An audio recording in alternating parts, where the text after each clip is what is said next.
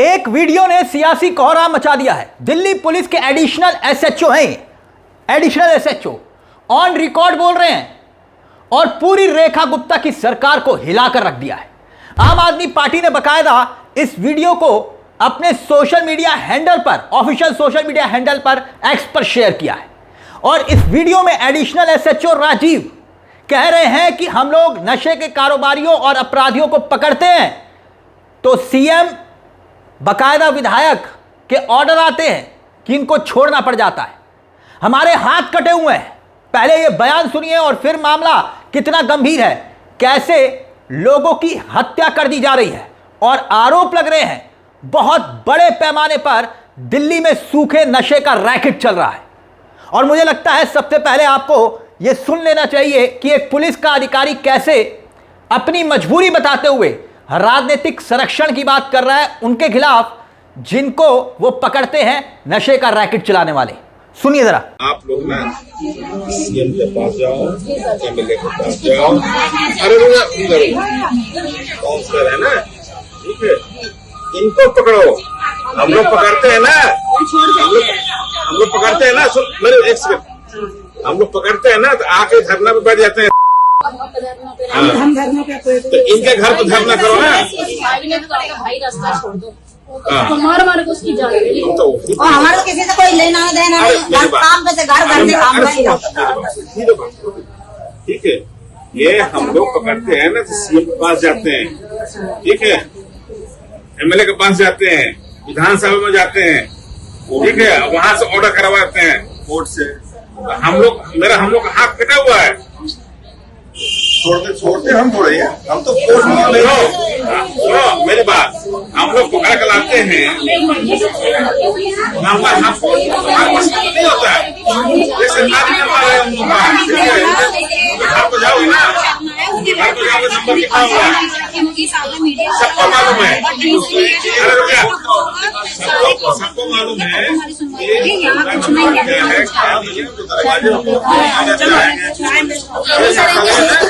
तो सुना आपने क्या कह रहे हैं पुलिस के अधिकारी एडिशनल एसएचओ राजीव। दोस्तों, आप जानते हैं कि जब से रेखा गुप्ता की सरकार आई है, राज आई है, तब से दिल्ली में आप देखिए सूखे नशे का एक गंदा खेल इस वक्त चल रहा है, अपने पैर पसार रहा है। दिल्ली सरकार बेबस नजर आ रही है, मजबूर नजर आ रही है और आए दिन खुलेआम कत्लेआम हो रहा है। और अब पुलिस के एक अधिकारी ने ऐसा कहा क्यों? आम आदमी पार्टी ने बकायदा मोर्चा खोल दिया है। सब कुछ विस्तार से हम एक एक करके आपको बताएंगे, मगर मामला क्या है पहले वो समझिए और फिर सौरभ भारद्वाज का बयान है वो भी आपको सुनाएंगे। लेकिन 12 मार्च को वजीरपुर के जेजे कॉलोनी के के ब्लॉक में भयंकर झगड़ा हुआ और हैरान करने वाली बात यह है कि एक घर में बारात आने वाली थी और उसी दौरान नशे की हालत में धुत 2 लोग ई रिक्शा से रास्ता रोके हुए थे। अब बारातियों ने ऐतराज जताया, कहा कि भैया ई रिक्शा हटाओ। वहीं से कहासुनी शुरू हुई और फिर ई रिक्शा वाला जो था वो बताया जा रहा है कि नशे में इतना धुत था कि अपने लगभग 15 साथियों के साथ पहुंचता है और वहां पर तांडव कर देता है। 15 साथी, चारों तरफ चीख पुकार और एक शख्स की मौत की खबर आती है। आम आदमी पार्टी के बड़े चेहरे सौरभ भारद्वाज ने बकायदा यह दावा किया कि यह सब कुछ दिल्ली की रेखा गुप्ता की सरकार की शह पर अपराधियों को पुलिस पकड़ती है मगर सरकार के दबाव में छोड़ दिया जाता है। मगर सवाल यह कि पुलिस के एक अधिकारी ने ऑन रिकॉर्ड यह क्यों कहा वो भी हम आपको बताएंगे। मगर पहले जरा देखिए सौरभ भारद्वाज आम आदमी पार्टी के चेहरे क्या कुछ कह रहे हैं, सुनिए जरा। इसके बाद जो हुआ वो बहुत चौंकाने वाला है और इसके बाद जो हुआ उसका जो खुलासा है वो और कोई साधारण आदमी नहीं, बाकायदा दिल्ली पुलिस के एसएचओ ने, वहां पे भारत नगर के एसएचओ, एडिशनल एसएचओ ने वहां पे खुलासा किया। महिलाएं इकट्ठी होके पुलिस थाने गई और उन्होंने कहा कि आपके सीसीटीवी में सारे के सारे 15 से 20 लोग आ रहे हैं जिन्होंने हत्या की।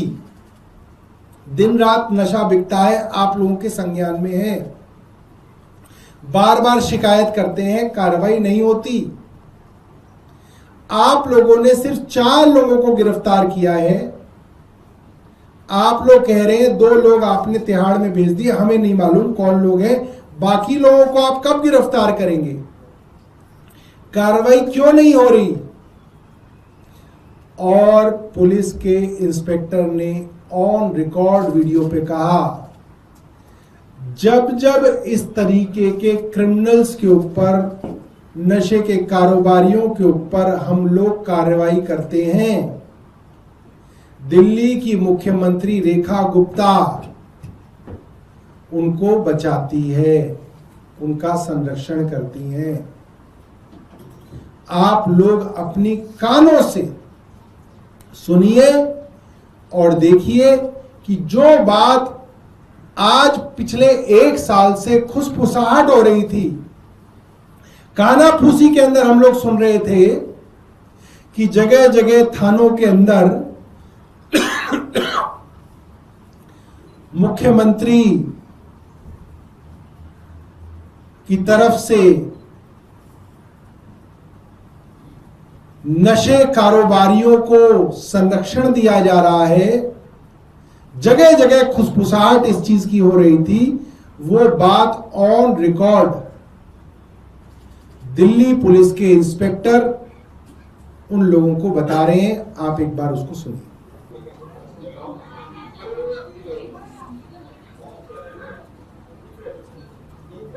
अब एडिशनल एसएचओ सीएम का नाम ले रहा है, विधायकों का नाम ले रहा है, सरकार पर सवाल खड़े हो रहे हैं। और ऐसे में हुआ क्या? हुआ यह कि जब यह पूरी वारदात के बाद जो जे कॉलोनी में हुई, खबर फैली कि भाई जो 4 लोगों को पुलिस ने पकड़ा उसमें से 3 लोगों को पुलिस ने छोड़ दिया। और इसी बात से नाराज इलाके की कुछ महिलाएं थाने पहुंचती हैं। आप देख रहे होंगे ये थाने में, और वहां पर इंस्पेक्टर, एडिशनल इंस्पेक्टर ये राजीव कुमार, इसी दौरान राजीव कुमार ने रेखा गुप्ता की सरकार की पोल पट्टी खोलना शुरू कर दिया, ये कहते हुए कि दिल्ली के भीतर जो है नशे की गिरफ्त में लोग फंस रहे हैं, जो अपराधी हैं जिनको हम पकड़ते हैं सरकार का संरक्षण मिल जाता है। सोचिए, ये कहा जा रहा है। और आम आदमी पार्टी के विधायक है कुलदीप कुमार, वो क्या कुछ कह रहे हैं अब वो भी।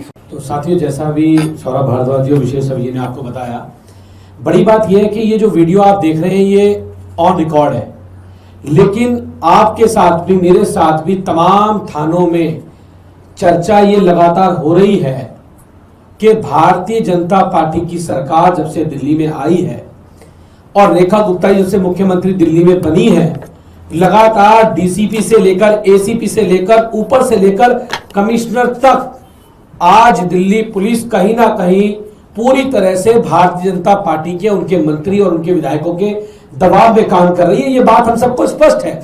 लेकिन आज ये बात रिकॉर्ड पे आई है, वीडियो पे आई है कि कैसे मर्डर जैसे संगीन आरोप के अंदर भी जहां एक आदमी चला गया, जहां इसकी मृत्यु हो गई, ऐसे संगीन आरोपों के अंदर भी मुख्यमंत्री का संरक्षण आज अपराधियों को दिल्ली में मिल रहा है। दिल्ली में नशा खुलेआम बिक रहा है, इस बात में कोई दो राय नहीं है। जैसा अभी तक सौरभ भारद्वाज ने बताया कि हम सतीश गोलसे साहब से मिलने गए थे और मुझे लगता है कि वो हमारी बड़ी गलती थी कि हमने उन्हें एड्रेस बताया कि यहाँ नशा बिक रहा है, दिल्ली में ऐसे ऐसे क्राइम बढ़ रहा है। वो दिन का दिन था जिस दिन गोलसे साहब से मिले थे, उसके बाद दोबारा उन्होंने हमें कभी मिलने का समय नहीं दिया, क्योंकि हम पूरी तैयारी के साथ वहां गए थे।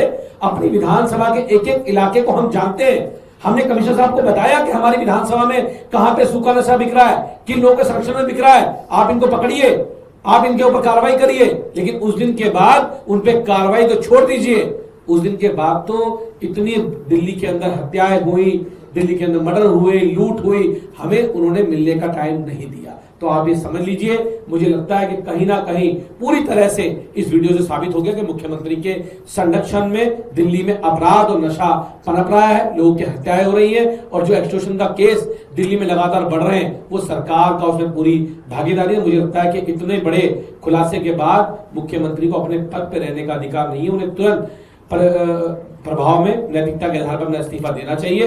और खैर, जिन एसएचओ साहब ने खुलासा किया है, मुझे नहीं पता इनका क्या होगा, इनकी बेचारों की नौकरी बचेगी या नहीं बचेगी, क्योंकि ऐसे खुलासे तो रोज हो रहे हैं, लेकिन वो वीडियो में नहीं आ पाते क्योंकि वीडियो नहीं बन पाती। वरना आज पुलिस के डीसीपी से लेकर कमिश्नर तक के लोग ये बात कहते हैं कि भाई हम पे पुलिस का पूरा बीजेपी का दबाव है, और अपराध खत्म करने के लिए नहीं, अपराध को बढ़ावा देने की संरक्षण करने के लिए। ये बहुत शर्म की बात है। दिल्ली में इस वक्त दोस्तों जो हालात बने हुए हैं वो किसी से छिपे नहीं है।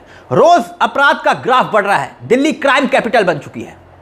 वारदात से दिल्ली रोज थरथरा रहा है। एडिशनल एसएचओ राजीव ने दिल्ली की रेखा गुप्ता की सरकार की पोल तो खोल दी, लेकिन जनाब जानते हैं ये लाइन हाजिर हो चुके हैं। इनको लाइन हाजिर कर दिया गया। मगर अब पूरा मामला रेखा गुप्ता की सरकार की नीति और नीयत को सवालों के कटघरे में खड़ा कर रहा है। सवाल खड़े हो रहे हैं कि दिल्ली में सरकार बीजेपी की, दिल्ली पुलिस अमित शाह के अधीन, गृह मंत्रालय के अधीन, और फिर अपराध और अपराधी उनके मन में कोई खौफ नहीं। ऐसे हालात सोचिए अगर अरविंद केजरीवाल की सरकार के वक्त होते तो भाजपाई सड़कों पर उतरकर नारे लगा रहे होते। मगर यहां तो एक एडिशनल एसएचओ पूरी पोल पट्टी खोल रहा है सरकार की। यह वाकई में हैरान करने वाला मामला है दोस्तों। इस पूरे मामले को लेकर अपनी राय हमें कमेंट बॉक्स में जरूर दीजिएगा। मुझे तिलक चावला को दीजिए इजाजत। एक छोटी सी दरख्वास्त, चैनल को सब्सक्राइब जरूर कर लीजिएगा। मंच आप ही का है जहां हम सिर्फ खबर नहीं दिखाते बल्कि खबर के पीछे की खबर भी बताते हैं। नमस्कार, जय हिंद, जय भारत।